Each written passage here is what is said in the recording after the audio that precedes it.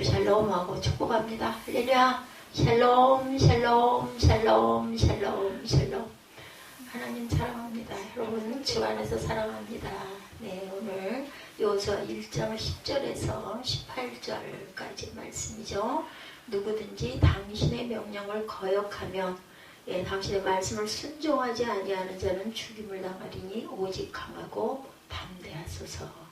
이 사실을 제일 먼저 아신 분은 바로 야훼 하나님이시죠.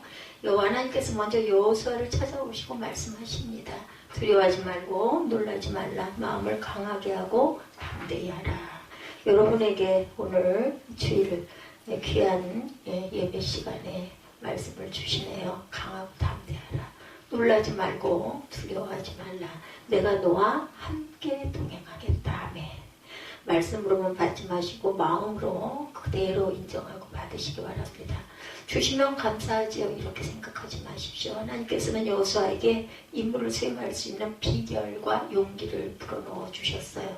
비결과 용기를 불어넣어 주신 것처럼 이나 저와 여러분에게도 용기를 불어넣어 주시고 나의 등 뒤에서 내게 말씀하시는 주님이 강하고 담대하라. 내가 너와 함께합니다. 이렇게 말씀하시네요. 하나님의 손이 그를 붙드심으로 자신감을 얻게 됐어요. 여호수아가 이제는 행동으로 옮겨야 할 시간이 된 것입니다. 요단에 발을 디뎠을 때 강물이 멈추죠. 이런 것처럼 우리는 행할 줄 알아야 합니다. 10절 이하의 말씀은 여호수아의 리더십이 시험대에 오르는 출발점이었어요. 그가 리더가 되어서 처음 시도해야 할 작업은 두 가지였습니다. 첫째는 출전을 위한 준비를 하는 것이고, 둘째는 요단 동편에 기업을 얻는 두 지파, 반, 루벤, 갓, 므낫세 반지파를 정복전쟁에 참여시키는 일이었습니다. 여호수아는 약속의 땅을 차지하려는 막중한 사명을 받고 어떻게 이 과업을 수행할 수 있었을까요? 출전을 위한 준비를 하죠. 하나님께로부터 용기를 얻었어요. 그죠? 여호수아는 지체하지 않고 출전을 위한 준비에 협조합니다. 우리가 받은 것을 의심하거나 설마 혹시 이러지 말고 행해야 된다. 첫 번째 그가 한 일은 백성들의 관리들을 소집하는 것이었죠. 10절에 보면 이에 여호수아가 그 백성의 관리들에게 명령하여 이르되 11절에 진중에 두루다니며 그 백성에게 명령하여 이르기를 양식을 준비하라. 사흘 안에 너희가 이 요단을 건너 너희 하나님 야훼께서 너희에게 주사 차지하게 하시는 땅을 차지하기 위하여 들어갈 것임이니라 하라. 이 소집은 여호수아가 리더십에 실험하는 첫 번째 단추라고 할 수 있었습니다. 부름받은 사람들은 이스라엘 12지파의 족장에 해당되는 사람들이었어요. 그들은 호락호락 말 잘 듣는 사람들이 아니었습니다. 군대에서도 신임 소대장 골탕 먹이는 병사들은 말년병장이나 오래된 부사관들이라고 하네요. 다행스럽게도 12지파의 족장들은 여호수아의 말을 듣고 그의 앞에 모입니다. 왜 모이라 했지? 여호수아의 첫 마디는 사흘 안에 요단을 건넌다 라는 선포였어요. 아마 그들은 함성을 질렀을 것입니다. 이제 드디어 약속하신 땅, 젖과 꿀이 흐르는 땅으로 이제 들어가는구나. 여호수아는 이스라엘 진영의 사령관으로서 족장들을 소집하고 담대하게 명령을 내렸어요. 속으로는 불안했지만 겉으로는 당당한 태도를 보였을 것입니다. 그리고 구체적으로 해야 할 일들을 지시하죠. 그는 먼저 양식을 준비하라고 그러죠. 준비하는 기간은 3일이었습니다. 3일 완전 숫자죠. 7도 완전 숫자, 40도 완전 숫자입니다. 우리 성경에서는. 그들의 양식은 만나였어요. 이스라엘은 40년 동안 광야에서 만나를 먹었습니다. 안 죽었죠? 굶어 죽은 자가 없어요. 만나는 풍족하게 내렸지만 그들의 하루의 분의 양식만 거두어야 했다. 이 법칙을 꼭 지켜야 합니다. 유통기간이 하루였어요. 욕심을 내서 많이 거둔 사람은 하루가 지난 후에 만나가 썩는 냄새를 맡게 되고 벌레가 나죠. 근데 정말 기가 막힌 것은 엿새째 되는 날은 이틀분을 거두어도 그 다음 날까지 벌레가 나지 않아서 이틀분을 먹게 하시죠. 안식일 전날에는 이틀분을 거두었고 유통기한은 이틀입니다. 그렇다면 왜 양식을 준비하라고 명령을 했을까? 성경에 기록합니다. 5장 10절, 11절, 12절입니다. 여호수아 5장 10절, 11절, 12절 우리 한번 찾아서 함께 합독하죠. 여호수아 5장 10절, 11절, 12절 우리 함께 봅니다. 또 이스라엘 자손들이 길갈에 진쳤고 그달 14일 저녁에는 여리고 평지에서 유월절을 지켰으며 6월절 이튿날에 그 땅의 소산물을 먹되 그날의 무교봉과 볶은 곡식을 먹었더라. 또 그 땅의 소산물을 먹은 다음 날에 만나가 그쳤으니 이스라엘 사람들이 다시는 만나를 얻지 못하였고 그의 가나안 땅의 소출을 먹었더라. 기가 막히게 끝났죠. 끝나고 만나 대신에 소출을 먹게 되었다. 가나안 땅의 소산물을 먹음으로 인해 하늘로 내리는 만나는 그칩니다. 이 말은 그 땅의 소산물을 먹고 이제부터는 생활해야 한다라는 뜻이죠. 그렇다면 200명이나 되는 사람들의 양식을 어디서 구할 수 있었는가? 농사를 짓는다 해도 수개월이 걸려야 되죠. 준비한 양식도 한계가 있어요. 여기에 놀라운 비밀이 담겨 있습니다. 이 양식이 떨어지기 전에 전쟁에서 얻은 양식을 먹게 될 것이라는 거예요. 전리품 있죠? 전리품. 전쟁을 하게 되면 그들에게서 가져올 수 있는 전리품, 승리해야만 먹을 수 있는 거예요. 그죠? 전쟁의 승리를 약속하는 증표가 되기도 하는 것입니다. 이 명령을 받은 족장은 어떻게 있는가? 기쁜 마음으로 자기 지파에게로 돌아와서 출전의 소식을 전하고 양식을 준비했을 것입니다. 첫 번째 여호수아의 리더십은 성공적이었어요. 그러나 그의 앞에는 또 다른 문제가 대기하고 있습니다. 바로 동쪽의 기업을 얻은 르우벤, 갓, 므낫세 반지파를 전쟁에 동원하는 게 문제였어요. 그들은 이미 요단 동쪽에 기업을 얻었어요. 이미 자기들 땅을 갖고 있었던 거죠. 두 지파 반을 전쟁에 동원하는 일이 남아 있습니다. 민수기 21장에 이스라엘이 가나안을 향하여 나아갈 때 아모리 왕 시온과 바산왕과 옥에게 길을 지나갈 수 있도록 요청한 적이 있었죠. 그러나 두 왕이 허락하지 않고 도리어 무장하고 이스라엘과 전쟁을 하게 됩니다. 이때 이스라엘이 승리했고 얻은 땅이 요단강 동편의 땅이었어요. 이때 두 지파 반의 대표들이 모세에게 요청을 하죠. 민수기 32장 5절에 보면 우리가 만일 당신에게 은혜를 입었으면 이 땅을 당신의 종들에게 그들의 소유로 주시고 우리 요단강을 건너지 않게 하소서, 이렇게 요청을 했었어요. 모세가 대답합니다. 민수기 32장 6절에 보면요. 모세가 갓 자손과 루벤 조선에게 이르되 너희 형제들은 싸우러 가거늘 너희는 여기 앉아 있고자 하느냐? 너희가 어찌하여 이스라엘 자손에게 낙심하여서 야훼께서 그들에게 주신 땅으로 건너갈 수 없게 하려느냐? 두 지파 반이에요. 민수기 32장 16절에서 19절까지를 보면 그들이 모세에게 가까이 나와 이르되 우리가 이곳에 우리 가축을 위하여 우리를 짓고 우리 어린아이들을 위하여 성읍을 건축하고 이 땅에 원주민들이 있으므로 우리 어린아이들을 그 견고한 성읍에 거주하게 한 후에 우리는 무장하고 이스라엘 자손을 그곳으로 인도하기까지 그들의 앞에 가고 이스라엘 자손이 각기 기업을 받기까지 우리 집으로 돌아오지 아니하겠사오며 우리는 요단 이쪽 곧 동쪽에서 기업을 받았사오니 그들과 함께 요단 저쪽에서는 기업을 받지 아니하겠나이다. 이렇게 약속을 한 거예요. 가서 싸우겠는데 기업을 받지는 않겠다. 우리는 이미 받았으니까. 그러니까 이렇게 약속을 했던 거죠. 32장 16절에. 우리 그 말에 보면 조금 좀 글쎄요. 설교에 합당치는 않지만 그냥 쉽게 우리 화장실 가기 전과 다녀온 후가 다르다, 이런 격언들이 있죠. 본인이 아쉽고 필요할 때는 머리를 쓰고 맹세도 하는데 얻고 난 후에는 생각이 달라진다는 겁니다.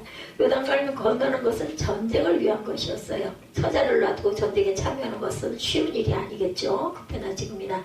그리고 약속했던 모세는 죽고 세상에 없어요. 이미. 그죠? 배짱 부리고 못 가겠다고 하면 어쩔 수 없는 일이에요. 그때 아무리 약속을 했지만 만약에 두 지파 반을 동원하지 못하면 약속의 땅에 들어가기 전에 내분이 일어날 수 있는 상황이었습니다. 이런 상황에서 여호수아는 어떻게 이 문제를 처리해 나갔을까요? 먼저 이 문제를 놓고 하나님 앞에 기도했을 것입니다. 그리고 난 후에 두 지파 반의 대표들에게 엄중하게 말하죠. 12절에 보면 12, 13절에 여호수아가 또 루벤 지파와 갓 지파, 므낫세 반 지파에게 말하여 이르되 여호와의 종 모세가 너희에게 명령하여 이르기를 너희 하나님 야훼께서 너희에게 안식을 주시며 이 땅을 주시리라 하였나니 너희는 그 말을 기억하라. 여호수아는 그들에게 모세 앞에서 약속했던 그 말을 기억하라고 그분을 분명히 하나님 앞과 모세 앞에서 맹세했어요. 그들이 했던 약속의 말씀은 자신의 기업을 놔두고 정복 전쟁에 앞장서겠다고 말한 거죠. 기억하라는 말은 약속을 지키라는 의미를 담고 있겠죠. 변명의 여지가 없어요. 그러면서 그 약속의 말씀에 근거하여 준수해야 할 세 가지 사항을 전합니다. 처자와 가축은 요단 동편의 기업에 둘 것, 너희의 처자와 가축은 모세가 너에게 준 요단 이쪽 땅에 머무르려니와 그 처자만 두고 출전하는 것은 대단히 위험한 상황이 될 수 있어요. 그렇다고 전쟁에까지 갈 수는 없죠. 그러나 단호하게 명령합니다. 처자와 가축은 동편 기업에 그냥 두어라. 요즘 말로 하면 총알바지가 되라는 것이에요. 잘못되면, 그죠? 선봉에 서 있는 것은 대단한 전사의 위험이 있습니다. 그러나 선봉에 서겠다는 것은 그들이 모세 앞에서 먼저 말한 것이었거든요. 말한 대로 지킬 것을 명합니다. 전쟁이 끝난 후에 돌아갑니다. 15절에 보면 여호와께서 너희를 안식하게 하신 것 같이 너희 형제도 안식하며 그들도 너희 하나님 여호와께서 주시는 그 땅을 차지하기까지 하라. 그리고 너희는 너희 소유지고 여호와의 종 모세가 너에게 준 요단 이쪽 해돋는 곳으로 돌아와서 그것을 차지할지니라. 끝까지 책임을 완수하라는 거죠. 전쟁이 길어진다고 중도에서 돌아와서는 안 된다는 거예요. 그들이 자신들의 기업으로 돌아가는 것은 앞장서서 열심히 싸워 이겨야만 가능합니다. 여호수아는 일절 타협 없이 약속한 것을 지킬 것을 명령하죠. 여호수아의 견고한 일면을 보는 장면이라고 할 수가 있어요. 예, 어떤 예가 있습니다. 예, 장로님들 8명이 참석한 그러한 그 수련회가 있었다고 그래요. 예, 그리고 손해를 감수하고 참여한 것에 대한 감사한 마음들을 드렸던 그러한 일이 있었다고 합니다. 그랬을 때 두 지파 반의 반응입니다. 이건 예로 있었던 일이고요. 이와 같은 여호수아의 요청에 대해 두 지파 반은 어떻게 반응했는가? 대답하죠. 16절 17절에 보면 그들이 여호수아에게 대답하여 이르되 당신이 우리에게 명령하신 것은 우리가 다 행할 것이요 당신이 우리를 보내시는 곳에는 우리가 가리이다.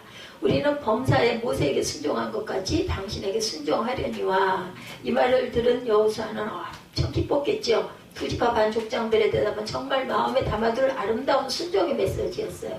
모세에게 가졌던 순종과 존경의 마음이 그대로 여호수아에게도 이행하겠다라는 다짐입니다. 이 대답은 갈릴리 가버나움의 로마 군대 백부장을 생각하게 고넬료죠. 그의 하인이 중풍병으로 고생할 때 불쌍히 여기서 예수께서 고쳐주실 것을 청하죠.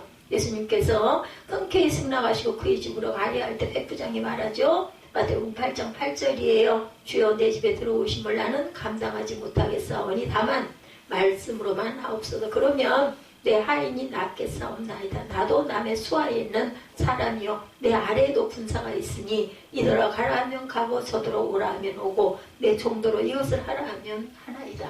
내가 당신의 말씀을 그대로 믿고 순종하고 따르겠다라고 얘기를 하죠. 염려했던 두 지파 반의 문제를 일순간에 날려버리는 아주 기분 좋은 그러한 대답입니다. 그러나 그렇지 않은 경우도 있어요. 때때로 일을 시작하기도 전에 리더와 추종자 사이의 갈등과 반목으로 인해 결렬되는 경우도 종종 있죠. 어떤 그 잘 아는 그 목사님이 어느 교회에 부임을 하셨어요. 당에서 10년 목회 계획을 발표하면서 새해에도 성도들에게 제자훈련 사역을 시작합니다 라고 말했다고 그래요. 그때 나의 지구단 장로님이 안 됩니다. 전에도 그렇게 해봤는데 소용이 없었습니다. 그 목사님 말 목회보다 당회가 더 어렵습니다. 이렇게 말씀하시더랍니다. 이럴 때 어떻게 대답하면 좋을까요? 기도하시면서 준비하신 일이고 성도들 믿음 더 좋아지라고 하시는 일인데 적극 찬성합니다. 저희들이 기도하고 도와드릴 테니 열심히 해보십시오. 이렇게 해야 되겠죠? 두 지파 반의 대표들의 이 한마디에 여호수아는 큰 힘을 얻었어요. 본문에는 없는 말이지만 여호수아가 그들의 손을 잡고 아마 이렇게 말했을 겁니다. 이렇게 적극 호응해 주시니 정말 힘이 납니다. 우리 함께 힘을 모아 이 거룩한 전쟁을 승리로 이끌어 보십시다. 이렇게 아마 대답을 했겠죠. 두 지파 반 대표들의 순종의 마음은 여기서 끝나질 않습니다. 한 걸음 더 나아가 이제는 지도자를 축복하죠. 17번, 17, 18절에 보면 오직 당신의 하나님 야훼께서 모세와 함께 계시던 것 같이 당신과 함께 계시기를 원하나이다. 누구든지 당신의 명령을 거역하며 당신의 말씀을 순종하지 아니하는 자는 죽임을 당하리니 오직 강하고 담대하소서. 아주 대단한, 그죠? 어떻게 보면은 자신들에게 화가 임할 수도 있는데 순종하지 아니하는 자는 죽임을 당할 것이다 라고 얘기하잖아요. 그러니 오직 강하고 담대하게 밀고 나가라 이렇게 말하는 것을 보면 두 지파 반의 대표들이 성령으로 충만해져 있음을 알 수 있죠. 17절의 축복의 말씀은 하나님께서 여호수아에게 하신 말씀이죠. 여호수아 1장 9절이죠. 내가 내게 명령한 것이 아니냐. 강하고 담대하라. 두려워하지 말라. 놀라지 말라. 내가 어디로 가든지 내 하나님 야훼가 너와 함께 하시느니라 하시니라. 아멘. 때로는 하나님께서 당신의 말씀을 당신을 통해 전달하는 사람들을 통해서 이렇게 전달하는 경우가 있습니다. 감당하기 어려운 문제 앞에 있을 때 주의 말씀을 의지하여 힘을 실어주는 말 한마디 굉장히 중요합니다. 가뜩이나 눌려 있어서 제 능력도 제대로 발휘하지 못하는 사람에게 자꾸 못한다 하고 하게 되면 어떻게 돼요? 더 못하게 돼요. 하려고 했다가도 슬그머니 주저앉게 되죠. 이랬다가 나중에 안 되면 책임이 나한테 돌아올 텐데 겁이 나는 거죠. 그러나 부족해도 격려하고 힘을 실어준다면 발전하게 되겠죠. 귀한 경험이라도 될 수 있습니다. 잘못된다 해도. 하나님께서 약속하신 그 땅을 차지하기 위한 출발점에서 여호수아의 리더십은 빛이 납니다. 이렇게 옆에서 호응해주는 그러한 지파들이 있으니 얼마나 힘이 났겠어요. 사실 출전 준비를 준비하는 일, 그리고 두 지파 반을 전쟁에 동원하는 일은 그 리더십을 시험하는 중요한 분기점이었어요. 첫 번째 사역이었죠. 그러나 여호수아는 그 일을 잘 감당해냅니다. 오늘 본문에 나타난 여호수아의 리더십을 요약해보면 주님의 명령에 대하여 지체하지 않고 신속히 수행했고, 자신이 받은 과업에 대하여 혼자 처리하려 하지 않고 백성의 지도자들과 함께 그저 하고 나누고 위임합니다. 두 지파 반을 동원하는 일에 있어서 약속을 근거하여 참여를 독려함으로 협력을 이끌어냈고, 또한 전체 공동체가 한마음으로 과업을 수행할 수 있도록 리드를 했어요. 하나님의 계획은 가나안 땅에 진정한 하나님의 통치가 이루어지는 나라를 건설하는 거죠.